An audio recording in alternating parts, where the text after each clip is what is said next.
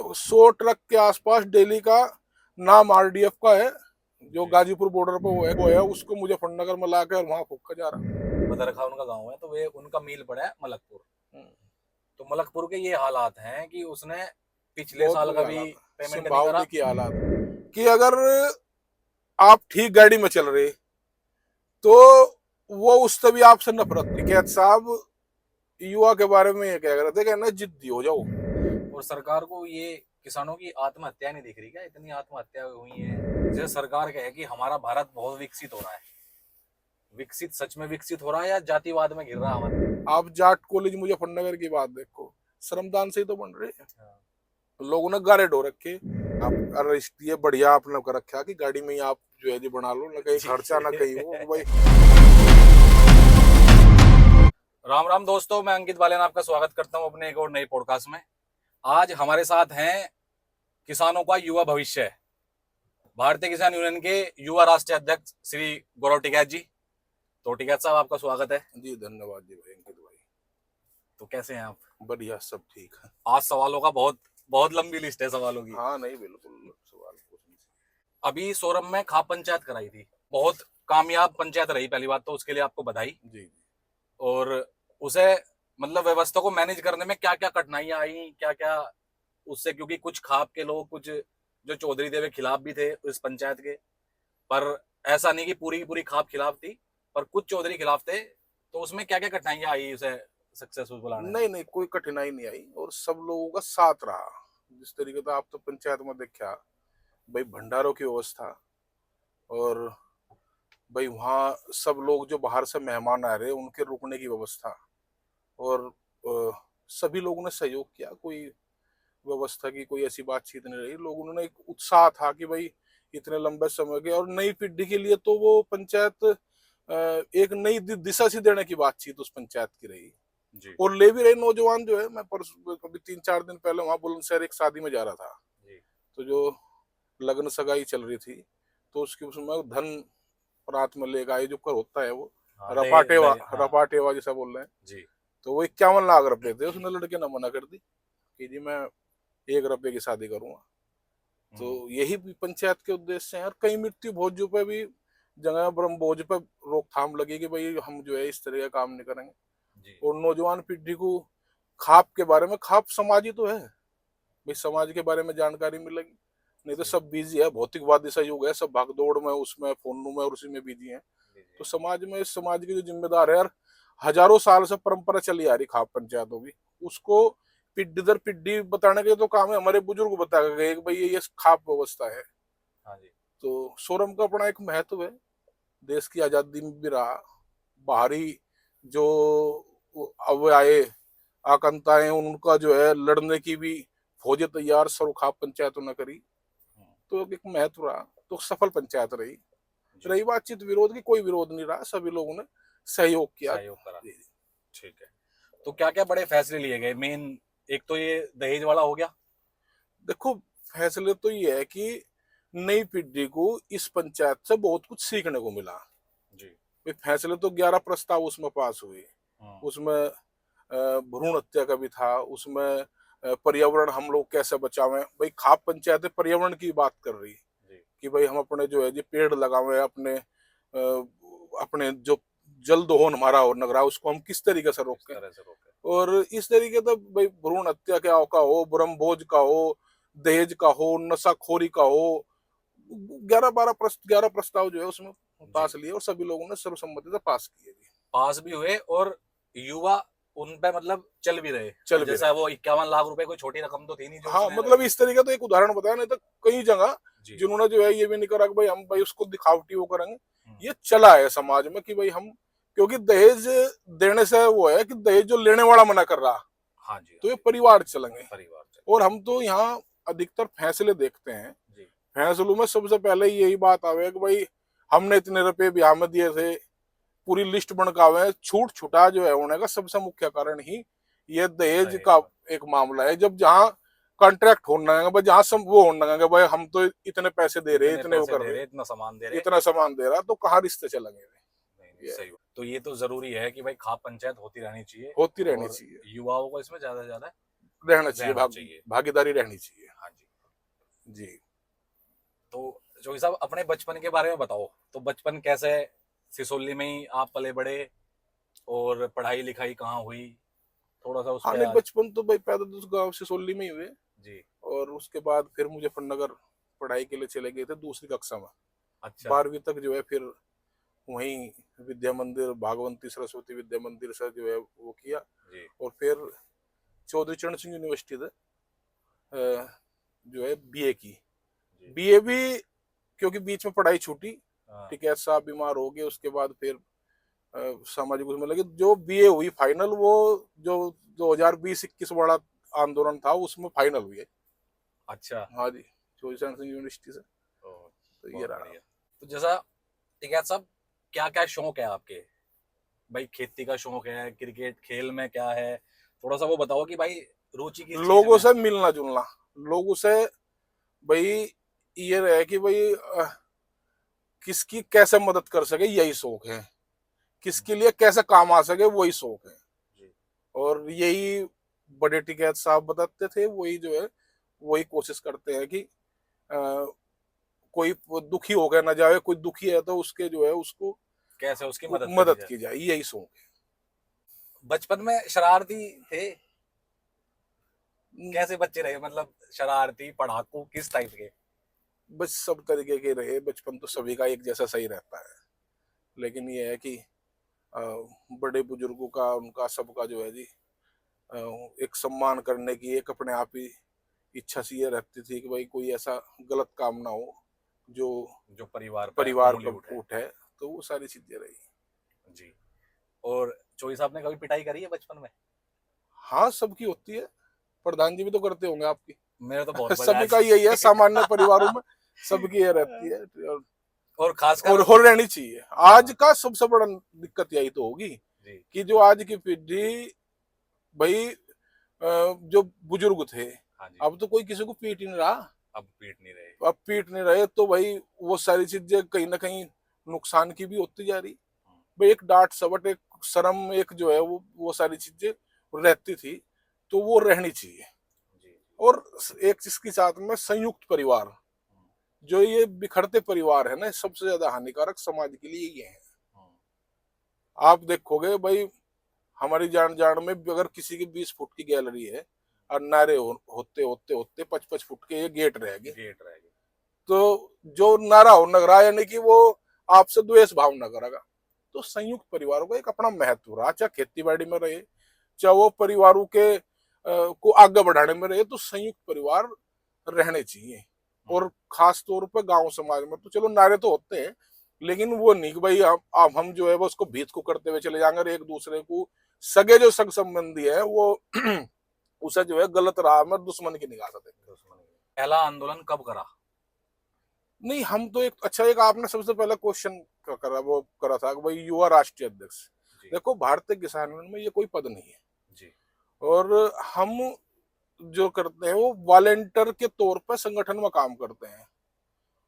इच्छा रहती है संगठन में काम करने की।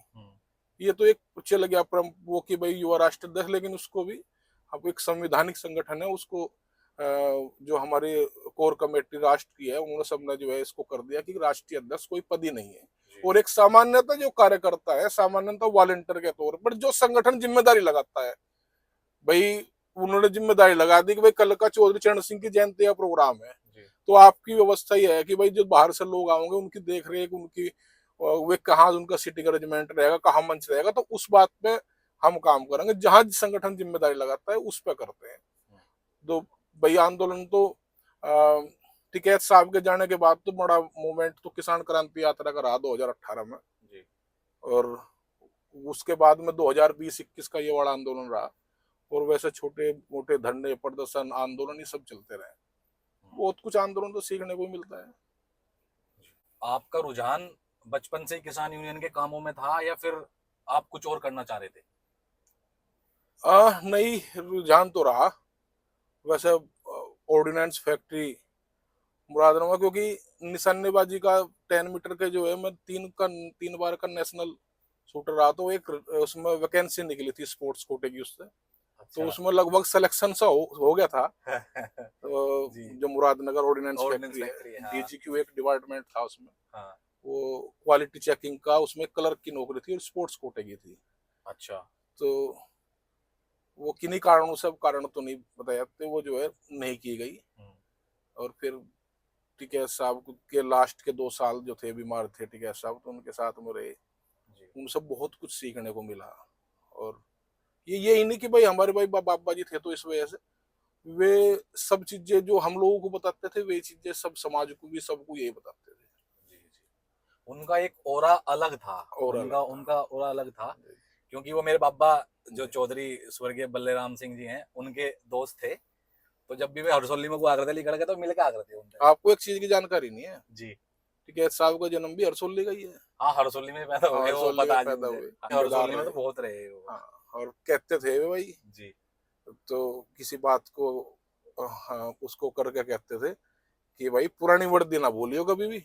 हाँ। पुरानी वर्दी का मतलब कि पुराने लोगों अहंकार में मत आ जाना कि किसी के भाई आप पे बल आ जाए, धन का आ जाए, आप पे शरीर का आ जाए, आप पे जो है वो आ जाए, लेकिन भाई पुरानी वर्दी का मतलब था कि पुराने बुजुर्गों ने मेहनत और संघर्ष करके जी। खेती कर रखी और सारी चीजें लेके चले। तो पुरानी वर्दी का तो एक सैद्धांतिक आदमी थे। जी। तो आप मतलब पहले पिस्टल का वो करते थे, निशानेबाजी में थे? हाँ जी, 10 मीटर जो एयर 10 मीटर पिस्टल है, जो एयर पिस्टल। हाँ उसके 3 बार का जो है वो था। और उसमें बढ़िया कई जगह माउलंकर वो जो बेंगलोर में है, जी। वहां पर नेशनल कर गए थे। करनी सिंह रेंज दिल्ली में हुआ था, उसमें भी जो थी बढ़िया, मतलब उसके खिलाड़ी थे। और परिवार हाँ। से लगभग 4-5 लोग, राकेश जी भी 10 मीटर के नेशनल के शूटर रहे। अच्छा। छोटा भाई चरण सिंह है, वो भी। 2 बहनें जो है जी जी। निशानेबाजी से थी। तो स्पोर्ट्स भी खेलता रहना चाहिए, जरूरी है, जरूरी है। स्पोर्ट्स जरूरी है। तो चौधरी साहब, युवा अध्यक्ष होने मतलब बनने पे क्या क्या जिम्मेदारी, रिस्पॉन्सिबिलिटी आ जाती है? देखो, जो मैं आपको पहले ही बताया, जी। युवा अध्यक्ष संगठन में कोई पद ही नहीं है। उससे एक नुकसान होता है। हम्म। उससे सबसे बड़ा नुकसान तो ये लगता है कि भाई इनका तो ये परिवार का मामला है, जैसा कह नहीं सकते परिवारवाद का। परिवारवाद, हाँ। ऐसा यू संगठन को तो नुकसान कर ही करेगा, जी। ये किसान को भी नुकसान करेगा। हम्म। भाई जब युवा अध्यक्ष कोई जिम्मेदारी पद ही नहीं है, हमारे पे जिम्मेदारी संगठन लगाता है जो वॉलेंटियर की और कार्यकर्ता की रहती है। हम्म। तो यही जिम्मेदारी बहुत है, क्योंकि संविधानिक एक संगठन है। राष्ट्रीय अध्यक्ष चौधरी नरेश टिकैत जी हैं, हमारे राष्ट्रीय महासचिव चौधरी युद्धवीर सिंह हैं, राष्ट्रीय महासचिव हमारे राजवीर सिंह जदौन जी हैं, और इस तरीके से राष्ट्रीय प्रवक्ता टिकैत साहब राकेश जी हैं, हमारे प्रदेश अध्यक्ष पंडित राजपाल शर्मा जी हैं। तो पूरा एक संगठन का एक सिस्टम है, उसमें ना हमारा कोई हस्तक्षेप ज्यादा रहता है कि भाई हम उस पर अपनी कोई बनते हैं। लेकिन युवा प्रदेश अध्यक्ष जरूर जो है जी है, जो हरियाणा में भी और उसमें भी काम करती रहती है, उत्तर प्रदेश में। नहीं, वो जरूरी है ना, क्योंकि युवा, जो युवा है ना, वो युवा से ज्यादा तालमेल में रहे ना। हाँ, तो हाँ। इसलिए भले ही पद ना हो, पर युवा अध्यक्ष का अगर एक जिम्मेदारी तो है ही ना किसी तरह से, भाई जो युवा युवाओं के साथ मिलना जुलना। देखो, युवा का मतलब होता है कि वो हम जो बड़े हैं उनसे सीखें। हाँ। और संगठन में युवाओं की जिम्मेदारी भी यही है कि जो मेन बॉडी का जिला अध्यक्ष है वो समन्वय बैठा के मेन बॉडी के जिला अध्यक्ष के साथ में युवा जिला अध्यक्ष जो है वो काम करेगा, ये बात है। और यही संगठन चलता है, नहीं तो नारी नारी लीक पड़ेगी। जिला अध्यक्ष युवा का अलग काम करेगा, वो अपना वो करेगा। तो जिसको मेन बॉडी का जिला अध्यक्ष चाहेगा वही तो युवा का जिला अध्यक्ष बनेगा। अच्छा। ये संगठन का एक अपना एक ढांचा है, और उसी के अनुसार काम करें। तो युवा राष्ट्रीय अध्यक्ष पद है ही नहीं। अब जिससे लोगों के दिमाग में गलत फहमी ना जाए कि भाई परिवार परिवार का नुकसान हो जाएगा। भाई नुकसान इस संगठन में लोगों ने मेहनत कर रखी है, अपनी हाँ। जान दे रखी है, अपने त्याग कर रखा है, अपने जो बुजुर्ग हैं वे जेड़ों में जा रहे हैं, बहुत बलिदान दे रखा और है। इसको हाँ। कर दे भाई ये तो परिवार का है भाई, जी। तो उससे गलत हो जाएगा। हम सिर्फ संगठन में एक वॉलेंटियर के और कार्यकर्ता के तौर पर काम करते हैं। अभी जो खाप पंचायत हुई थी उसमें आप अपने बच्चों को लेके गए थे। हाँ। तो बच्चे भी आने वाले समय में किसान यूनियन का हिस्सा बनेंगे या फिर उनका अलग? देखो, जो वे चाहेंगे। किसान यूनियन और खाप पंचायतें अलग अलग चीज है जी। खाप पंचायतें भाई हमने सीख क्या उससे, नई डिगू या पंचायत देखो हम 2010 में हुई थी, याद तो है, बट हमारी उस टाइम उम्र जो है जी कम रही होगी। लेकिन टिकैत साहब बीमार थे और उन्होंने वो पंचायत करी, कुछ कुछ ध्यान है सारी चीजें। और अब की बार जो है उसको अपने उसमें दिखाया, तो बच्चे यही नहीं कि हम लोगों की, सभी लोग अपने जो है महोत्सव की तरीके से, त्योहार की तरीके से उस पंचायत को मानना। और भाई आगे की भी उसकी है कि भाई पंचायत तो होती रहनी चाहिए, लेकिन ये जरूर हुआ कि बस 10 साल में तो भाई सोरम में ये महोत्सव, ये पंचायत होनी चाहिए। होनी चाहिए। ठीक। तो ऐसी कोई बाउंडेशन नहीं है बच्चों पे, बच्चे जो करना चाहें कर सकते हैं ना? देखो समाज से जुड़कर तो चलना पड़ेगा, जो क्योंकि ये पीढ़ी दर भाई परंपरा है।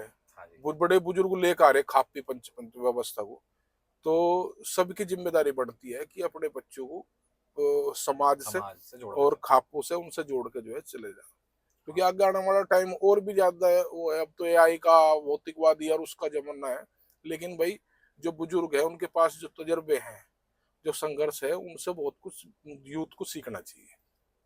एक भाजू हाईवे का कट का कोई मामला था, उसमें आप भी गए थे, वहां पे बड़ा लंबे टाइम तक धरना चला। देखो दिल्ली देहरादून जो एक्सप्रेसवे अभी निकला, अभी इसका चालू नहीं हुआ जी। इस पे एक मांग थी किसानों की, मांग क्या हक भी था कि भाई हमारी जो, वैसे तो हम ये नहीं कहते कि भाई भाजू कट की, लेकिन गांव जितने भी हैं जो ग्रामीण क्षेत्र है वे भी हाईवे से जुड़े। जुड़े। मेन सारी चीजें तो यही थी। और उससे ये रहता है कि जो ग्रामीण अंचल है वो पलायन को हम किस तरीके से गांव के गांव में रोक सके। भाई शहर का भी तो एक वर्णन होगा, तो उसमें यहाँ का व्यापारी भी भाई आसानी से अपने कारोबार के लिए देहरादून, दिल्ली या जहाँ इस तरीके के शहर है, नोएडा, वहां पर आसानी तक जा सके। अपना कोई भी कारोबार छोटा मोटा वो अपने गांव में स्थापित कर सकता है। विद्यार्थी पढ़ाई के लिए जा सकता है, तो जब उसको आराम से सुलभ वाली सड़कें और सारी चीजें सुविधाएं मिलेंगी, तो जब भी तो पलायन रुकेगा। नहीं तो शहरीकरण तो होता जा रहा, गांव खाली होते जा रहे गांव हैं। खाली हो रहे हैं। हाँ। तो मेन चीज यही है कि हम अपने पलायन को किस तरीके से रोकें, और इस पलायन को जो है ये सड़कों के माध्यम से, चौधरी चरण सिंह कहा करते थे जी। कि राष्ट्र की उन्नति का रास्ता खेत और खलियान से होगा। हाँ। तो उस उन्नति को ये सरकारें क्यों भूल रही?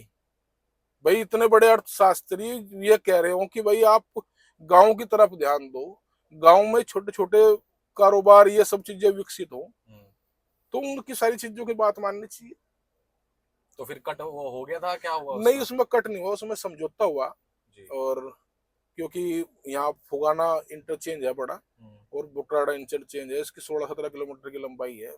तो इस बीच में जो है ये कट और इंटरचेंज नहीं दे सके थे, तो फिर इसमें किसानों का समझौता हुआ कि भाई जो सर्विस रोड हम फुगाना से लेकर और बुटराड़ा तक सर्विस रोड देंगे, उससे किसानों को भी लाभ होगा। जो गांव लगे हुए हैं, कई गांव है, चूनसा, लाख, भाजू, और फिर इधर कांजारहेड़ी और उधर बुटराड़े तक चले जाओ, तो कई गांव ऐसे हैं। और फिर ये एक ऐसा रहेगा कि भाई किसी को आना देहरादून से बुटराड़ा उतरो और बुटराड़ा से अपने किसी भी गांव में जाना, तो वहां से सर्विस रोड पकड़ो और वहां से चले जाओ, तो निश्चित इससे भी एक विकास की राह भी खुलेगी।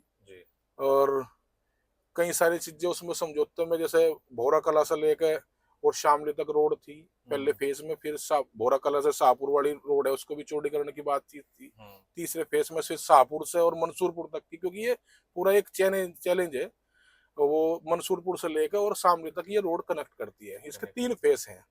तो कुछ दिक्कतें इसमें उसकी भी आ रही थी कि ये अभी स्टेट हाईवे में नहीं है, स्टेट हाईवे में तब्दील हो जाएगा। और ये मांग, ये हक भाजू कट का हम बिल्कुल जारी रखेंगे, ये हमारा हक है।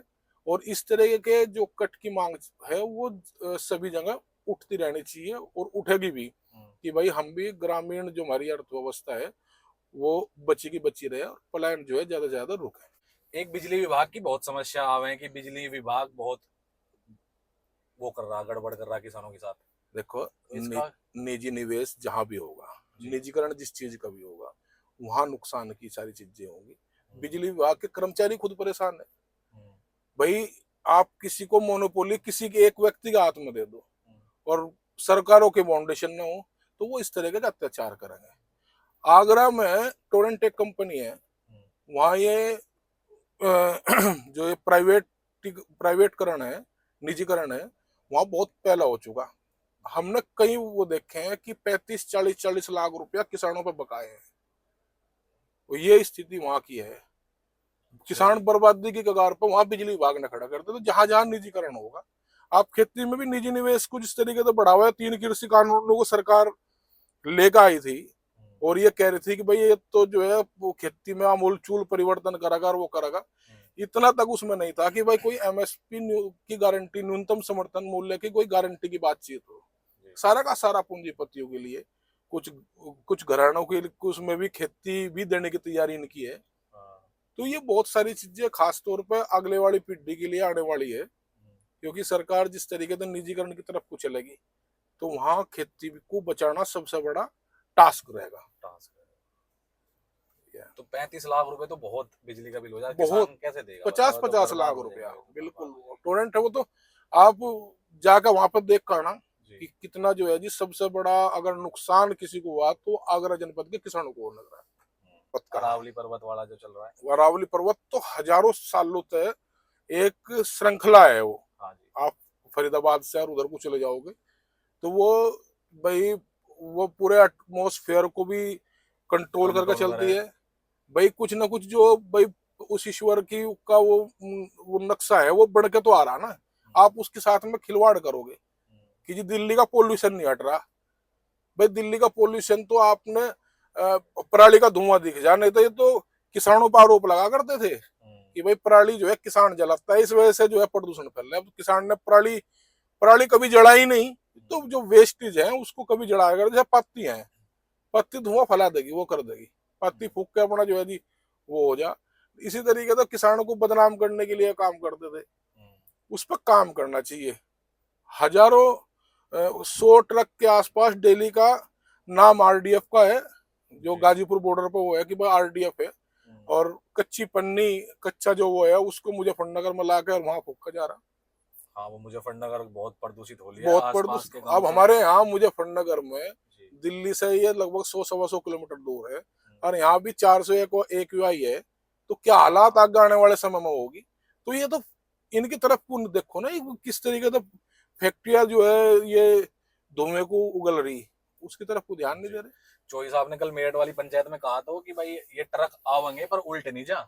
बिल्कुल, सख्ताई के साथ में जनता को भी खड़ा होना चाहिए, खड़ा होना चाहिए। और ये हमारी जो है जी हमारी धरोहर तो है। हमारा जल हम को कैसे दोहन रोक सकें, हम अपनी हवा जो प्रदूषित हवा है उसको हम कैसे रोक सकें। तो ये हम अपने भाई नई संगठित होंगे, नई संघर्ष करेंगे तो ये तो फूकते रहेंगे, इसी तरीके से वातावरण को सही बात प्रदूषित करते रहेंगे। अभी दिल्ली हुआ है, फिर आने वाले समय में मुजफ्फरनगर भी हो जाएगा। किसानों को गन्ने का भुगतान समय पे नहीं मिल रहा, तो इसके समाधान के लिए क्या प्रयास? देखो, ये भी एक बातचीत ही है। देखो, भुगतान तो जब गन्ना घेर दिया तो मिलेगा। मेन चीज ये थी कि गन्ने का मूल्य बढ़े। सरकार ने बढ़ाया भी है 30 रुपया, लेकिन 30 रुपया कम है, बहुत ज्यादा कम है भाई। आपकी लागत कितनी आती जा रही है। अच्छा, कुछ नहीं करने की जरूरत है, इनके शोध केंद्र हैं, जैसे गन्ना शोध संस्थान है, मुजफ्फरनगर में भी है, शाहजहांपुर में भी है। उनका आप आकलन कर लें सरकारी कि 1 क्विंटल में कितना खर्च किसान का आ रहा, उस पर 5-7-10 रुपए और बढ़ा कर दे दे तो उनको पता लग जाएगा। भाई तो शोध केंद्र में इनके हैं गन्ना संस्थान सरकारों के। अब भुगतान तो अब भाई चलो ठीक है, कुछ फैक्ट्री नहीं कर रही, कुछ कर रही, लेकिन भुगतान तो पहला इशू ये है कि भाई हमारा मूल्य बढ़े, और मूल्य बढ़ेगा तो भाई इस किसान का भी गुजारा होगा, और खेती से जो है इसका रुझान जो घट रहा है वो रुकेगा किसान का। नहीं, जैसा मेरे मामा जी हर हैं छपरोली, बदरखा उनका गांव है, तो वे उनका मील पड़ा है मलकपुर। तो मलकपुर के ये हालात हैं कि उसने पिछले साल का भी पेमेंट नहीं करा, की हालात है। उससे पिछले साल का पेमेंट नहीं करा, तो मतलब बस गन्ना ही गन्ना जा रहा, पैसे नहीं आ रहे उसके। हाँ, वहाँ पॉलिटिक्स ज्यादा है, वहाँ पॉलिटिक्स की वजह से भी किसान परेशान है। जहां जहां पॉलिटिक्स ज्यादा होगी और संगठन कमजोर होगा तो वहां ये स्थिति आएगी।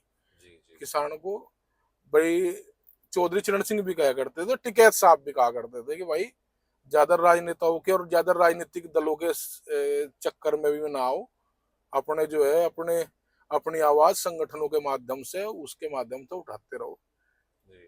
तो ये भी दुर्दशा का ही वो है कि भाई 3-3 साल से भुगतान नहीं मिल रहा। मोदी नगर की यही स्थिति है। तो इस पे कुछ चल रहा है, कुछ अभी कुछ है आगे आने वाले समय में कोई प्लान? नहीं नहीं, आवाज तो उठाते रहते हैं इसकी कि भाई गन्ने का जो भुगतान है वो समय पे मिले। और गन्ना एक्ट में भी है कि भाई 14 दिन के अंदर अंदर जो है भुगतान होना चाहिए। और किसान जो है वो आंदोलन के माध्यम से, धरने प्रदर्शन के माध्यम यही कर सकता है भाई। सरकारों तक अपनी बात पहुंचाने का माध्यम ही तो आंदोलन होते हैं। वो किसान करता रहता है भाई। 40 साल से तो किसान यूनियन के इसमें है, और उससे पूरा पहले 10-20 साल का, 20 साल का गैप रहा होगा। देश की आजादी के बाद भी आंदोलन शुरू हो गए थे 1987 में। देश आजाद हुआ 47 में, यानी कि 30 साल बाद में जो है आंदोलन शुरू हो गए। तो आंदोलन का भी अपना एक वो है कि अपनी बात सरकारों तक पहुंचे, और वो उठाते भी हैं। किसान जो है उसको उठाने का काम भी कर रहा है, और ये निरंतर जारी रहेगा जी। और अगर ये जारी नहीं रहेगा तो फिर तो ऐसे ही बर्बाद होता चला जाएगा ना, किसान ही लूटेगा, और तो कोई और का किसी का क्या ही बिगड़ेगा भाई। अगर किसान इकट्ठा नहीं होगा, अपनी आवाज संगठन के थ्रू नहीं करेगा, एक वर्ग, ये लड़ाई जो है 2 वर्ग हैं, एक कमाने वाला, एक खाने वाला। एक वर्ग को इस किसान से दिक्कत है, उसको इतनी दिक्कत है, उसको इतनी जेलसी है कि अगर आप ठीक गाड़ी में चल रहे तो वो उससे भी आपसे नफरत कर रहा। वो आपके बच्चे ठीक स्कूल में पढ़ रहे हैं, उससे भी है। आप घर में ठीक अपना स्टैंडर्ड मेंटेन कर रहे हो, उसको भी दिक्कत है। आपके घर में एसी भी है, उससे भी दिक्कत है। आंदोलन में ट्रोले में एक फोटो राकेश जी का वायरल था, उसमें एसी लग रहा था, और वो चलाया सोशल मीडिया पे कि भाई देखो किसान तो भाई आंदोलन नहीं, एसी में रह रहा। तो जिसे एक वर्ग को ऐसे चीजों तो नफरत है कि भाई भैया किसान सक्षम ना हो जाए, वो वहीं का वहीं रहे, उनके बच्चे भी ज्यादा ना पढ़ पढ़ावे उनके जो है। तो वो ये लड़ाई वर्ग की है, और इस वर्ग में अगर किसान संगठित रहेगा, अड़ने की लड़ने की क्षमता जारी रखेगा, तो इस वर्ग पे लड़ा जा सके। क्योंकि ये वर्ग पूरी ब्यूरोक्रेसी पे, पूरे सिस्टम पे काबिज है। तो मांगने के साथ साथ में अपने हक छीनने पड़ेंगे। तो छीनेंगे तो कुछ मिल जाएगा, नहीं तो भाई ये तो ऐसा पूंजीवाद हावी होता जा रहा है, ये देने वाले कुछ नहीं है। जो अभी युवा हैं फिलहाल, वो नशे की तरफ बहुत ज्यादा भाग रहे हैं जी। तो इस पे क्या कहना चाहोगे आप? देखो गलत है, और इस तरीके की के उससे जो है खास तौर पर नौजवान को तो बचना चाहिए। यूथ रीढ़ है देश की, और हाँ, यूथ का काम है बोलने का। बोलेगा तो उसके जो है विचार बदलेंगे, उसको विचार बदलेंगे तो उसको दिशा मिलेगी। तो एक तो युवा बोल रहा है, कोई झिझक ना रखे, कोई वो ना हो, सब चीजों में अपना आगे रहे, स्पोर्ट्स में हो, पढ़ाई में हो, सारी चीजों में हो, अपने को व्यस्त कर लें। और जब व्यस्त जो है युवा हो जाएगा, और तो निश्चित वो सारी चीजों से बच भी जाएगा, और वो आगे बढ़ेगा। टिकैत साहब युवा के बारे में ये कह रहे थे कि ना जिद्दी हो जाओ, जिस किसी भी काम में जिद कर लो तो वो कामयाब है, और वो सारे व्यसनों से भी बच जाएगा। और चाहे वो जिद करनी है कि मुझे वह खेती बढ़िया करनी, तो उस चीज में लग जाओ। भाई मुझे जो है खेती के साथ साथ में भाई और सारी चीजें बढ़िया करनी, तो उसमें लग जाओ जिद के साथ में। तो जिद अगर करेगा तो वो निश्चित सारे व्यसनों से बच जाएगा। तो जो करना मतलब जिद के साथ करो। तो नशा तो ठीक नहीं है युवाओं के लिए भाई, क्योंकि भारत में सबसे ज्यादा युवा हैं। अगर यही खराब हो जाएंगे तो फिर कैसे देश अगली पीढ़ी खराब हो जाएगी। तो चौधरी साहब, आज के समय में जो युवा हैं उनकी सबसे बड़ी समस्या क्या है आपके हिसाब से? हाँ बिल्कुल समस्या है, समस्या है घटती जोत। अगर आप जो है खेती बाड़ी वाले सिस्टम से देखा जाए, उसकी समस्या है घटती जोत, उसके सामने खड़ी बेरोजगारी, और उसके साथ साथ में उसका होगा खेती से मोह भंग। मोह भंग कराने में इन सरकारों का योगदान रहा बहुत ज्यादा है। उन्होंने फसलों के रेट नहीं दिए, जो अनुपात में रेट बढ़ने चाहिए थे वो रेट सरकारों ने नहीं दिए। तो कहीं ना कहीं ये रहा कि अगले जो पीढ़ियां हैं उनका खेती से मोह भंग होगा तो वो इसको जो है बेचने का वो करेगी और बेरोजगारी उसके सामने खड़ी। घटती जोत पे भाई जो बढ़ती आ रही ऊपर तो जब है भाई पीढ़ी दर पीढ़ी कम होती जा रही जमीन, तो वो वाला सारा इशू इस नौजवान के सामने खड़ा। नौजवान को ये करना पड़ेगा यूथ को कि अपने खेती की तरफ मोह भंग न करके अपनी खेती की तरफ को ध्यान लगावे। जमीन कीमती बहुत हो जाएंगी लेकिन अपने खर्च सीमित करके उसी में ही रोजगार आपको देखने पड़ेंगे खेती की तरफ को ही। और अब तो नई नई टेक्निक के साथ में खेती बाड़ी हो रही, नई नई वीआर इक्विपमेंट सारे, नए नए तरीके के जो है मॉडर्न पेश किए जा रहे खेती के भी। तो उसको तरफ को जाके अगर आपका मोह भंग नहीं खेती की तरफ से हो तो आप खेती में लगे रहोगे और आप अपनी जमीन को बचा लोगे। क्योंकि अभी जो युवा है ना, युवा खेती को एज ए कैरियर नहीं देख रहा, कैरियर नहीं देख रहा, ये दिक्कत है। और भाई एक बात तो बताओ, संघर्ष तो उनका था जो बुजुर्ग थे। हम और आप लोग में सुनते आ रहे कि जो बुजुर्ग हैं भाई एक कुर्ते में कई बुढ़े अपना काम चला ले करते थे। हमारे बुजुर्ग बताते थे कि भाई एक टोपी है तो पड़ोसी के यहाँ तक टोपी लेकर वो अपना जो है सब जगह अपना गांव में अपनी जान में जहां भी जाना वहां तक चला जा रहा था। यानी कि कम खर्च में सीमित दायरे में अपने सारे काम कर ले करता था। सारे काम कर ले। तो इनकी सारी तरफ को देखकर अगर हमने खर्च सीमित अपने कर लिए तो निश्चित जो है कामयाब हो जाएंगे और खेती की तरफ को रुझान अपना जो है बढ़ा कर रखें। किसानों की एक समस्या और है कि किसानों को खाद नहीं मिल रहा टाइम पे, खाद की कालाबाजारी हो रही है, तो इस पे क्या कहना चाहोगे? हाँ, खाद जो है जी, खाद एक तो अनिवार्य है, इन्होंने सरकारों ने जो है करवाई दिया कि भाई वो कर दिया। खाद का भी एक बड़ा वो है और किसान की साथ में ये किया जा रहा कि भाई इसको कैसे खेती में हटावें। तो इसी तरीके से परेशानियों में डाल के ये काम किया जा रहा है। किसान जो है अगर संगठित रहेगा तो वो सारी चीजें जो है की जा सकती है। जैसे नैनो यूरिया था, नैनो यूरिया का ये नहीं पता था कि भाई इसका क्या फायदा है, आप बगैर ट्रेनिंग दिया लॉन्च कर दिया कहना भाई इसको डाल लो जी। आप भाई किसान को है तो डाल के हाथ से डाल लेगी और उसको कर देगी भाई स्प्रे जो है इसी तक करोगे, तो ऐसा नहीं होता। और खाद की कालाबाजारी भी है और नकली जो है खाद वो भी मार्केट में बहुत ज्यादा है। तो इन सारी चीजों को लेकर किसान संगठित रहे, अपनी आवाज उठाता रहे, तो निश्चित सारी चीजों का। तो ये कुछ जानबूझ के भी हो रहा है? हाँ, सारी चीजें जानबूझ के हो रही, यही हो रहा है कि खेती से हटाया कैसे जाए, इसी वजह से परेशान किया जा रहा है। पूरी पूरी दिन लाइन में लगा रहता है। यहाँ तो चलो वेस्ट यूपी की अलग है स्थिति, यहाँ भी कई जनपदों की हालात खराब है, लेकिन जैसे आप बुंदेलखंड में जाओगे लोगों की डेथ हो रही जो है लाइन में लगे लगे, कई कई दिन हो जाते हैं लाइन में लगे लगे अगर खाद के लिए जो है वो कर रहे। तो ये सब चीज सरकार को नहीं दिख रही क्या? वहां का जो नेता है उन्हें दिख नहीं रही क्या? इनकी पॉलिसी क्या होगी, इनका जो है इनको खेती से हटाओ और खेतों पर निगाहें लगी जो है फैक्ट्री वालों की पूंजीपतियों की कि भाई इनकी जमीन ने इस तरीके से लो कि भाई इनको ये हटे यहाँ से। तो चुनाव लड़ने के ऑफर तो आप पे भी आते होंगे? नहीं, यहाँ तो कोई ऑफर ना हम चुनाव लड़ते चुनाव लड़ने की का नहीं है। अपने जो संगठन है उसमें ही उनकी आवाज उठती रहे, वही वो है। चुनाव के कोई ऐसा ऑफर ना आते ना हम लेते, मतलब बात ही नहीं करनी भाई चुनाव के बारे में? ना कोई बातचीत नहीं। ठीक। जेल गए हो कभी?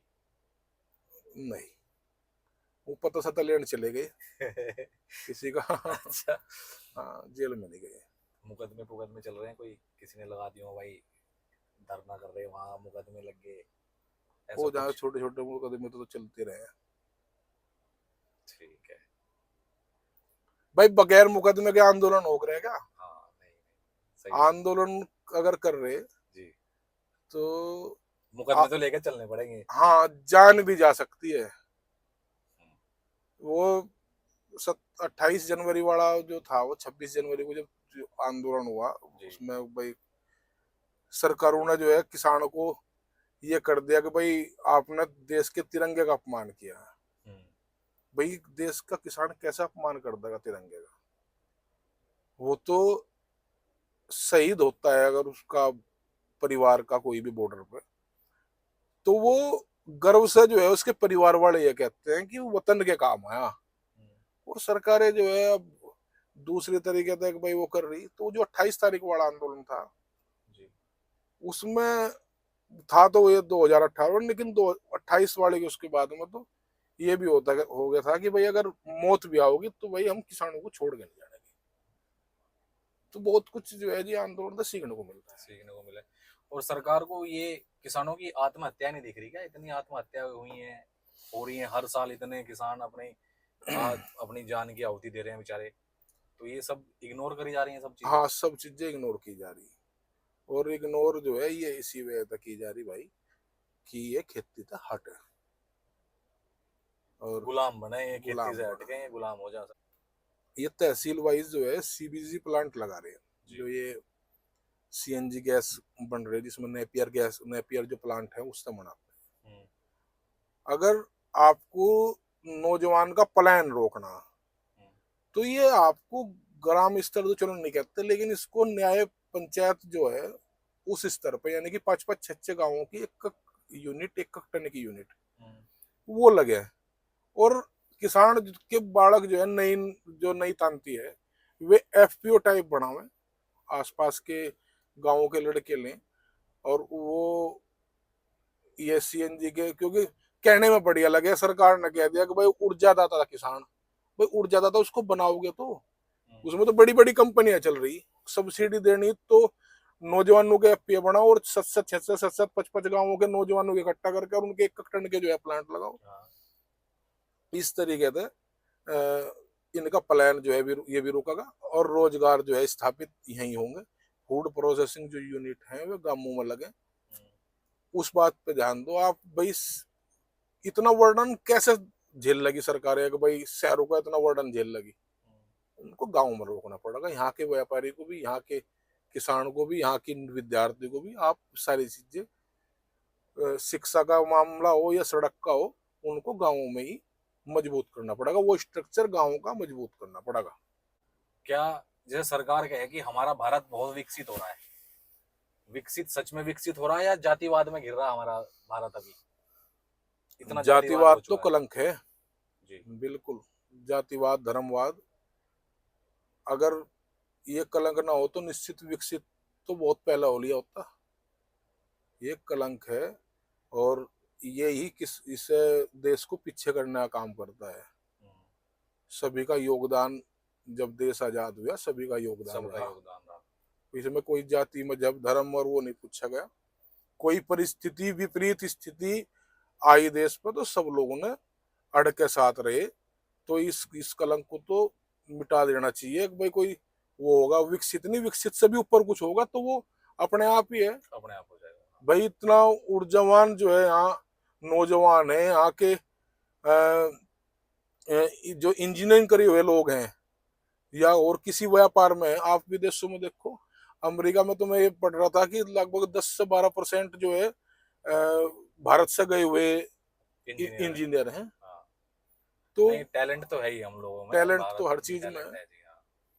तो चोई साहब, जैसा गांव के ग्रामीण स्कूल हो गए सरकारी और प्राइवेट स्कूल हो गए, तो सरकारी स्कूलों की तो हालत हो रही है खराब, और प्राइवेट में हर मजदूर किसान जो मध्यम वर्ग के लोग हैं उनका बजट नहीं है वहां पढ़ाने का।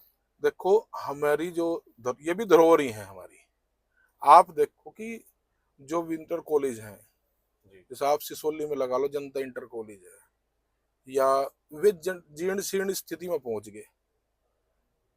ये कैसे बचे?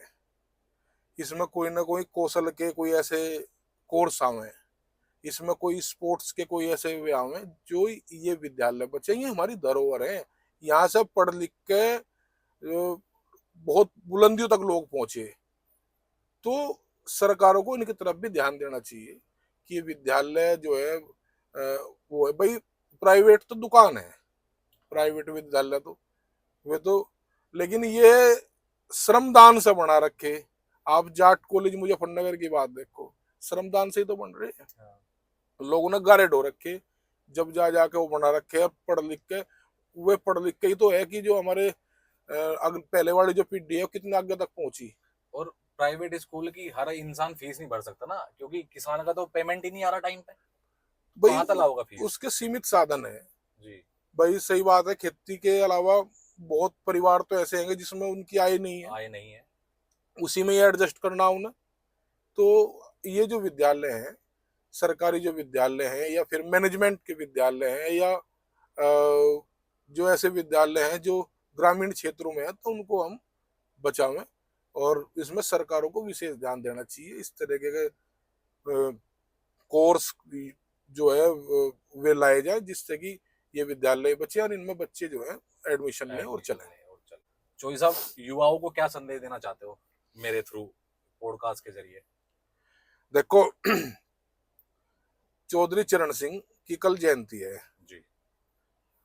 जयंती मनाना, और भाई जयंती क्यों मना रहे, जयंती इस वजह से मनाना कि भाई वे क्या कहते थे। वे ये कहते थे कि युवा बोल लगा, विचार बदलेंगे और दिशा बनेगी। तीनों चीज होगी उसमें। आप जो है जी, एक तो बोलना सीखो, नौजवान जो है जी जिद का पे अपना वो करो, अपने ठीक अपने काम करो, यही बातचीत रहेगी। क्योंकि आप देश का भविष्य है, अगले आने वाली पीढ़ी है, और आपकी मेन जिम्मेदारी जो है युवा की बनती है कि वो किसी भी चीज में काम करे तो वो आगे ही बढ़ते चलेगा, और थोड़ा नशे नशे से दूर रहे। वो सारी चीजें वैसे होता। अगर आप भाई किसी एम पर लग रहे हैं तो वो आप कोई गलत काम करोगे नहीं।